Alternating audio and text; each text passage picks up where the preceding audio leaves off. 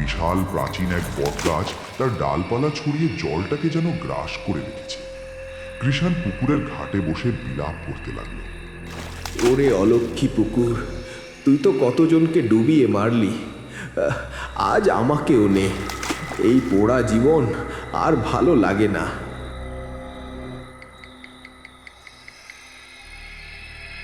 নেশার ঘুরে কখন যে সে ঘাটেরই এক কোণে ঘুমিয়ে পড়ল টেরই পেল না।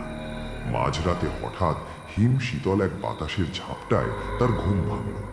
চারপাশ নিঝুম, শুধু ঝিঁঝি পোকার ডাক আর পুকুরের জলের ছপ ছপ শব্দ।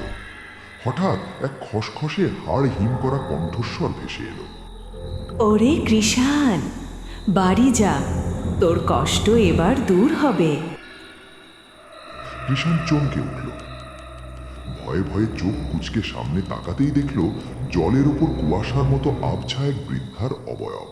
তার চুলগুলো শ্যাওলার মতো চট পাকানো, কিন্তু ভালো করে দেখার আগেই সেই ছায়া মিলিয়ে গেল।